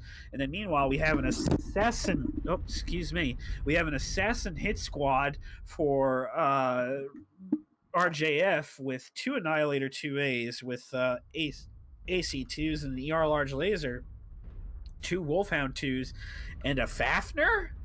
Huh, very interesting. Fafnir is a little bit of an interesting choice, but it looks like both teams just going all out for that AC2 Ultra 2 spam. You're gonna probably be doing a lot of trading just from Starport. up to Upper City. Meanwhile, these assassins, they're running straight across the river, kind of like what we saw Black Omen do last night. They're probably going to try and get up to this edge, but they don't. I don't think they've noticed that there are all these wolfhounds coming from Theta to kind of chase them away, get away from our Ultra 2 boats.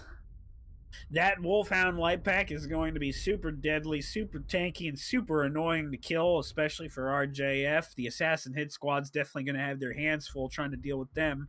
Navid pulling back after capping Kappa to regroup with the rest of the team, but it seems as though everyone's kind of stationed up on Starport a little bit. Slave Later and Pelmashek eating a little bit of strike damage, but they don't really have support from their Annihilators.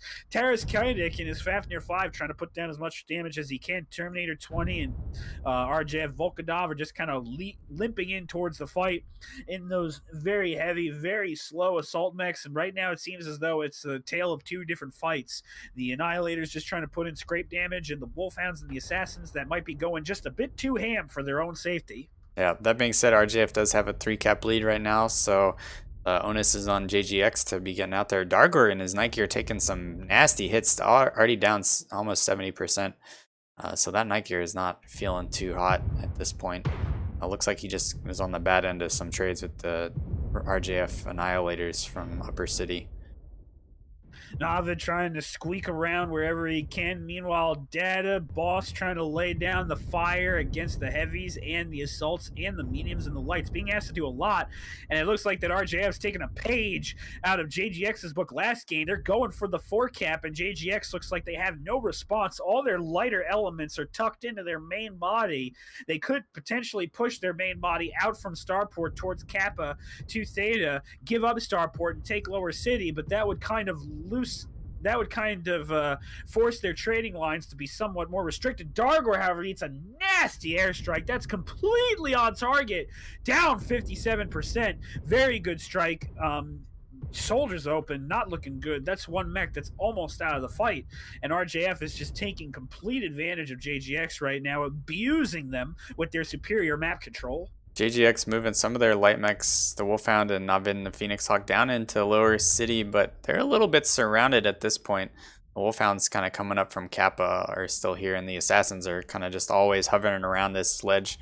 Not going to get past them without them noticing, I don't think. What is Dario doing? Dario, have you disconnected, sir?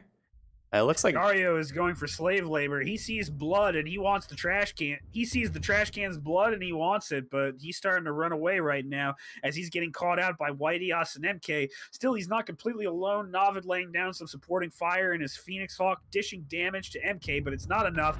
Dario is going to get run down and killed like a rabid dog. There you go. I'm not sure what prompted him to do that. That seemed a little throwy there, if you ask me, but meanwhile, the rest of their lights are kind of aggressing on these assassins, I think, trying to force them away. Jaguar is still like just staying alive in that night gear, but I'm not sure how effective he's gonna be anymore for the rest of the match. Grolsch takes down one of the Annihilators for RJF though, so At the same time, though, Grolsch is eating some damage, and the Mauler Jaguar takes down Pelmashek. The game's even up, but the percentages do not favor first Jaguar guards. Boss Grolsch down less, 60% or less, along with Gojil. He's going to sink in his Wolfhound too soon. Boss brings down Taras Kadic, but MK also brings down Grolsch. The match continues to stay even, but once again, percentages are not favoring first Jaguar guards, and the domino effect is starting to come in.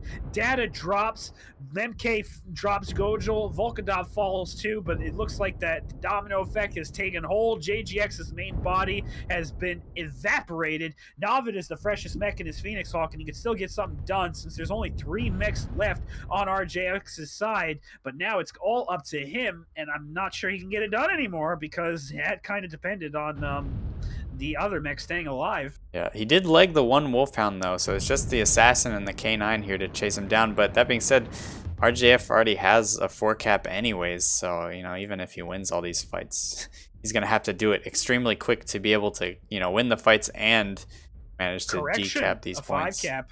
Oh, they have a 5-cap now, yes. So this is even worse for Navid. Navid maybe just trying to save his mech here and not let them get a kill.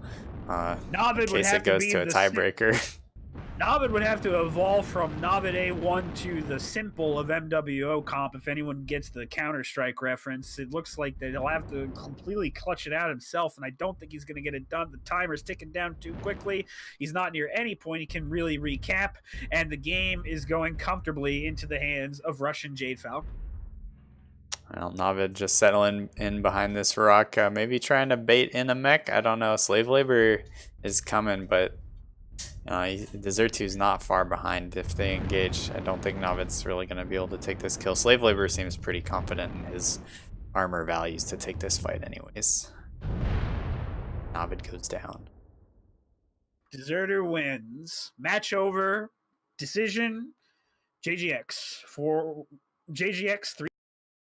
Yep, JGX wins the match 3-2. RGF putting in some good games.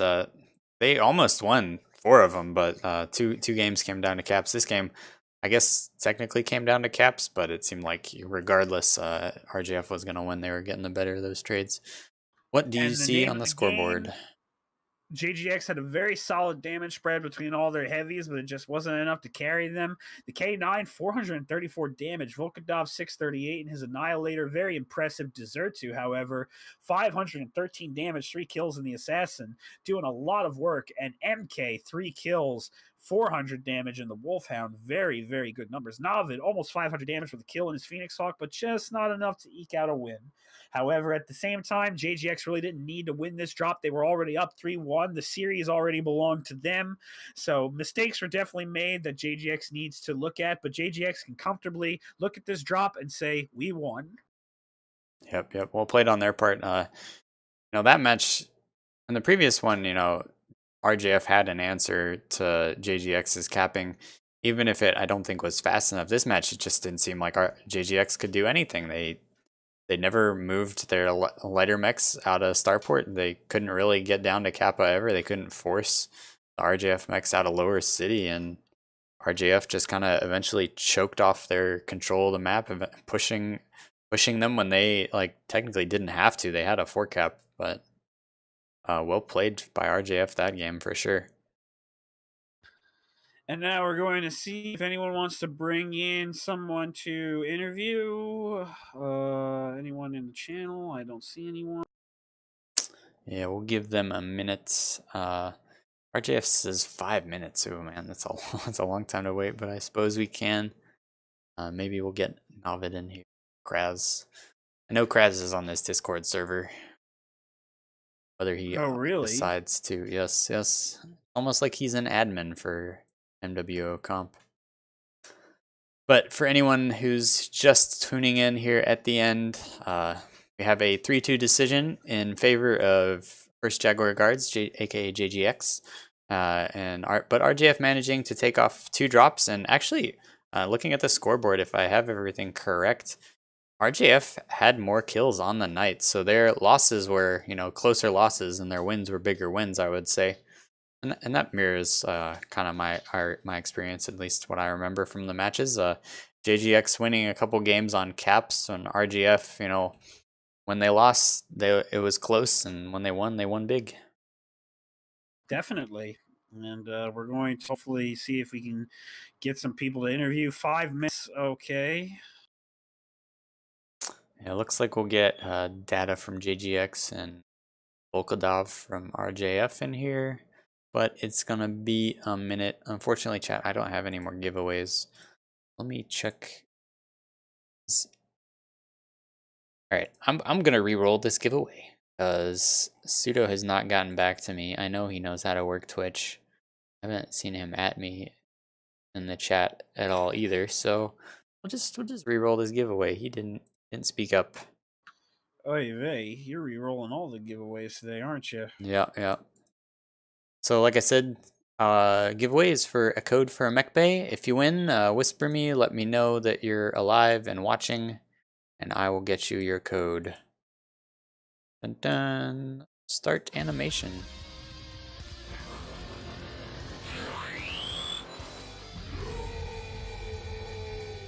Who's gonna win? No, it's not gonna be me. It's not gonna be Daidachi. Or any of the other mobs.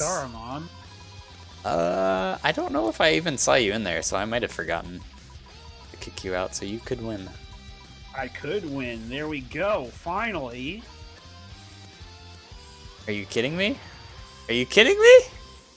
Who won? This is so rigged. Who won? Pseudo won. Alright, Pseudo, get kicked out. We're re-rolling again. I think your machine is telling us something. I think Wow, what a rigged away. I think it's telling us to just give the giveaway to Sue.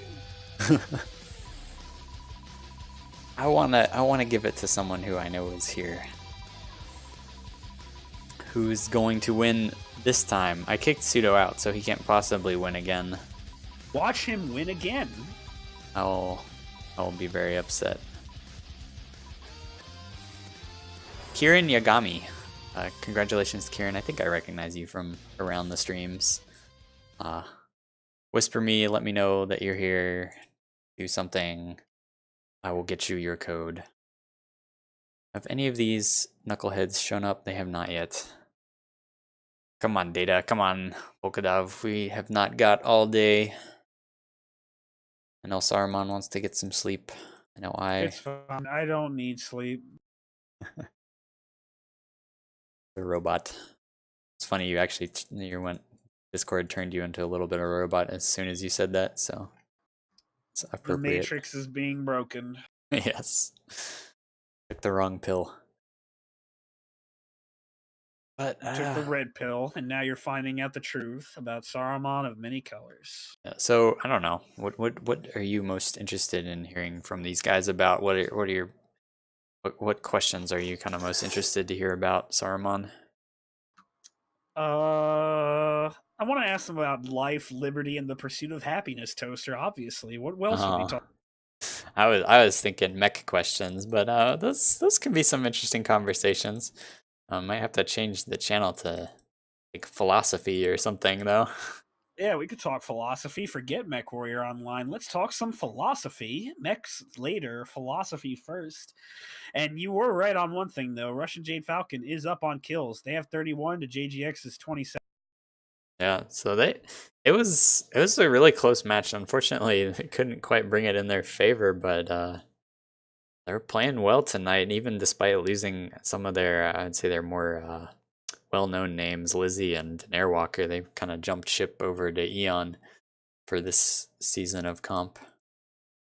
But well, Lizzie and Daenerys is a bit more of a recent acquisition, but Lizzie's been on Eon for, I'd want to say, at least like a year. Lizzie's been a staple of Eon for quite a while now. Oh, well, my bad then. I'm just unfamiliar. I'm less familiar, certainly, with the EU scene than the NA scene, and I'm definitely not as familiar with the NA scene as you are. You're more of a veteran than I am. But when are these players gonna get in here? I don't know. If they don't get in here soon, I'm thinking we just call this stream. Can't wait too long. The Twitch chat is getting restless. Very true. So unfortunately, we do not have giveaways, which is sad, Panda. Yep, all out of giveaways. Has Twitch chat caught up? Have they seen this latest giveaway yet? I don't know. They have not. They'll catch up soon. Okay. All right, so we have Volkadav here. Apparently, we can start asking him questions, but he's not in MW. Volkadav, come back or come here. I don't join. Do they have? Should be able to join this channel, I believe. Ah, there we go. Hello, Volkadav. How are you doing? Greetings. Quite okay. A little bit ill. That's unfortunate, but good showing from your team. We were just kind of looking at the scoreboard. So you guys might have lost on drops, but you at least beat JGX on kills. You had 31 kills to their 27, so not a bad showing at all. Thanks. We tried. In fact, we in the process of rebuilding a team, so we had lots of problems at the beginning, but I believe we can handle it. I wouldn't have known there were any problems. You guys seem to be operating pretty well. Some tough losses for sure, but nothing that screamed like people throwing matches or anything like that for sure. Yeah, thanks. We're trying. All right, you All want to? right. Yeah, I'll ask a question or two. Okay, so starting with drop 4, Volkadov, what do you think was the biggest weakness in RJF's play in that drop? It felt like it came down to just not recognizing the cap from our point of view, but perhaps you have some insight you could glean to us and the. I believe we were not really ready for the PHL style cap strat. But and we did recognize that we are winning on trades a little bit too late, so we could push a little bit earlier, and that could turn another way. But the game goes like it goes, and it was a great game from JGX.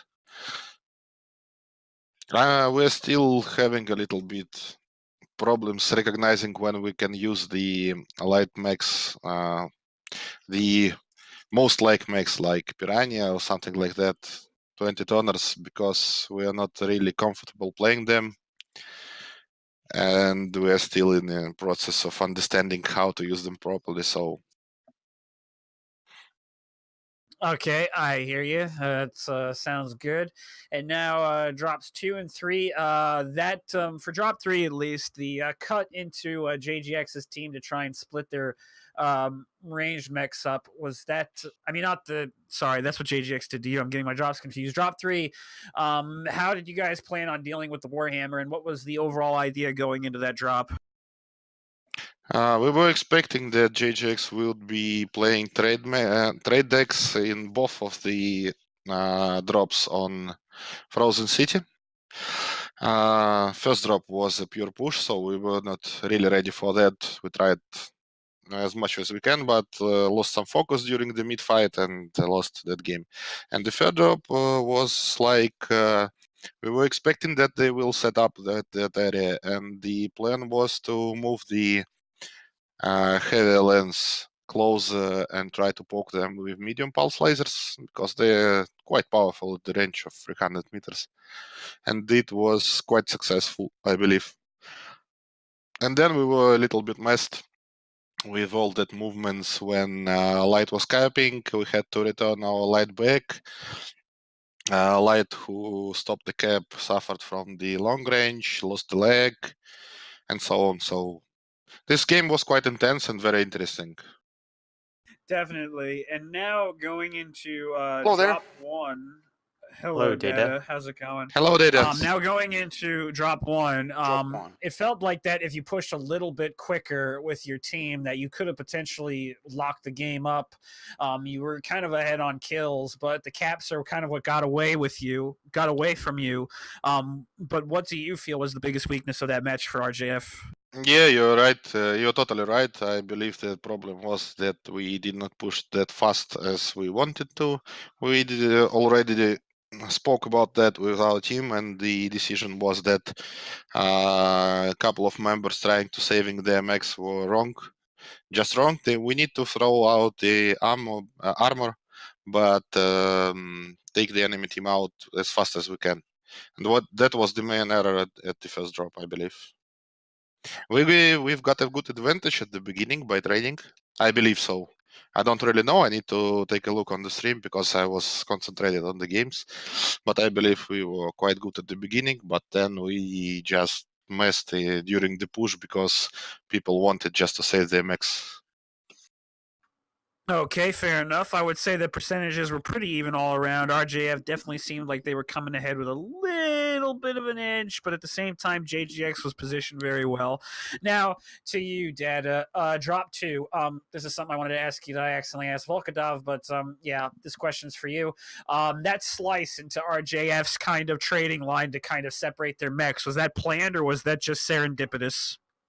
On drop 2, when we just pushed them, we just honestly saw a bunch of long-range mechs. Many of them were just so slow. We were all fast. We were all just like go in the middle of the buildings and catch the last mech at the end in the tail. And that's it. Because when they're all trading, we are all quick. We just need to catch the last one and push with the Piranha coming in from another angle. That's what happened. Excellent. Worked very well. And now drop 3. Take us into what you think caused JGX to lose that drop, since it seemed as though everybody was kind of mispositioned. It felt like the lights weren't able to keep circle control so the Warhammer could pull range. And even when the Warhammer did pull range, he didn't get too close. So what do you think was a weakness for It that was a drop? throw. It was a gigantic throw. The second drop on the new Frozen City was a gigantic throw because their strategy perfectly was the exact perfect counter to our strategy, because we were planning to use one ER large boat from Alpha and one from Bravo, but when they stacked Charlie, we had to move the other one away, the other ER large boat on the other side of the map, and that fucked our strategy, because their idea to pincer us from both sides was the exact perfect counter to what we were doing. We couldn't know, they couldn't know. Okay, the problem is that as soon as we called, okay, they're split, locate the slow ones and just gank the slow ones, the reaction was too slow. We should have ganked the linebackers way quicker. And then I'm saying it's a gigantic throw because at the end they had something like 2-legged Vulcans. We had a fresh long-range Warhammer. The order was back up, run away, and shoot the legs because they are legged. And instead it was just like, no, I'm going to farm them. And he brawled them and he got wrecked. It was just a gigantic throw. Yeah, at this level, the lots of the mind games is just guessing what the enemy would do. And you guessed right. You were doing just right. Yeah, and that's just a big part of this game because you have to guess. It is. Just disappointed from what happened at the end, because this specific order was run away and take their legs because they are legged and you are fresh and you have your larges. Instead, he just stood there and. Yeah, and we expected that, and that's why our Vulcan, which has leg, went left side and deep left, but your long range machine was at the center at the moment he went to the point where he was expected to be. That was also a little bit surprise for us. So lots of guessing, lots of tactic, and that was a great game. Thank you guys for that. It was a nice one. Just on the first one, have you already spoken of the first one while I was away? You can talk on it, sure. You can say your piece on it. At the beginning, the order, we didn't want to do any trades. The order was just don't trade, because you have the cap advantage. They have 3 PPC boats. You can't trade with DAC assaults against 3 PPC boats. And they can't push because their amount of pushing strength is not enough. If you have 3 clan PPC boats, a summoner and 2 novas, you can't push. The problem from our side that fucked up, first of all, we had 2 subs because 2 of our people, they didn't log in, they didn't wake up, I don't know what the fuck happened, and we had to change people at the last second, people that had never played the max that they were in. And for instance, the Cyclops on the first drop that was supposed to engage face hug with the LBXs stood and traded at 400 meters against a Medcat, and that basically cost us a mech. Because if we had 3 Daka Basp, 1 Daka Cyclops, 1 Daka Medcat, 1 Daka Mauler with UAC 2s, and medium pulses, mediums, and they have 3 PPC boats, they can't push. We have more brawling than them. And we have more capping ability than them. So I think that with the correct setup from our side, we would have won even by repelling a push. We just didn't need to. At the end, the Phoenix Hawk was fresh, and the Cyclops was wrecked, the Summoners was legged, the Nova was legged. He could have easily killed them. I just told him, you don't need to, because comp-wise, you need to win the easiest way possible. Easiest way possible is run around and go cap because they are all legged. Even with the fuck up of the Cyclops, did a gigantic fuck up in drop 1 because traded at 400 meters versus their Daka boat. All right, I think I've asked everything I need to. Toaster, any questions? I want to ask I didn't think you asked Data about 4 or 5, but Data, I'll just ask one question. For drop 5, it seemed like you guys didn't really have an answer to the capping ability of RJF on that drop. Is there anything you would do differently next time? Just What do you think? I'm doing you another question. What do you think that positioning wise were the worst mechs in our line? The two mechs that got positioned the worst on drop 5? on the last one, yeah. I mean, I don't know. It seemed like the Night Gears just were a little bit underperforming. They weren't in that great position. You didn't really have any mechs that were able to kind of shoot down into lower city either, defend those assassins off. We did best damage with the Night Gears, so that wasn't the problem. Oh, okay. Well, I don't know then. You have to enlighten me. No, honestly, the Night Gears did twice the damage of the Maulers. The problem is this. As soon as we started, a scout said they are full pushing. We were expecting Mad Cats. So a miscommunication on comms said full push, full push, full push. And so that was the plan. No, because it's something that in comms it shouldn't happen. You should say the lights are pushing, the meds are pushing, not full push. What I was even, I'm not going to call names, but it was a high-level pilot that did a pretty gigantic mistake, and I was not expecting this. And then when we retreated, we could still win. The problem is that both the Maulers were sub-pilots. When we understood that they were trading, we started attacking back. And Jaguar was doing a 1v1 against a Fafnir and winning it. I was doing a 1v2 from a Night Gear to 2 Annihilators and still holding it. And the Maulers had no idea what the fuck they were doing. And even if we had better DACA set up, the Maulers was just running around and not taking angles. They didn't shoot almost at all against their Annihilators because they didn't check them up. I don't know. They were unprepared. We had to put them at the last minute because 2 of our pilots slept over. So these guys, of course, weren't prepared at all. And because they didn't know the angles, they just pushed forward and got farmed by the assassins. Okay. That's what happened. Instead, it was perfectly possible to trade versus those mech by staying in the back of the city. They just didn't know the angles, and that cost us the game, basically. Yeah, well, very interesting. I guess I learned something there. I guess we're out of questions for you guys though. Thanks for coming to the interview. Good games. Good games. You, Volkodov and Data. Both teams played really well. Thanks for casting. And yeah, I think that's it for us, Saruman. Have any final words? No final words, just great games. Good luck to both teams and keep shooting robots. Yeah, and let us know when you get those Eon versus JGX matches scheduled. I hope all people will wake up by then. Yeah, hopefully so. Anyways, thanks for watching, everybody in Twitch chat. My name's Toaster, and I'm here with Saruman. We will see you later. GG's, everybody. Thanks, bye. See you, bye.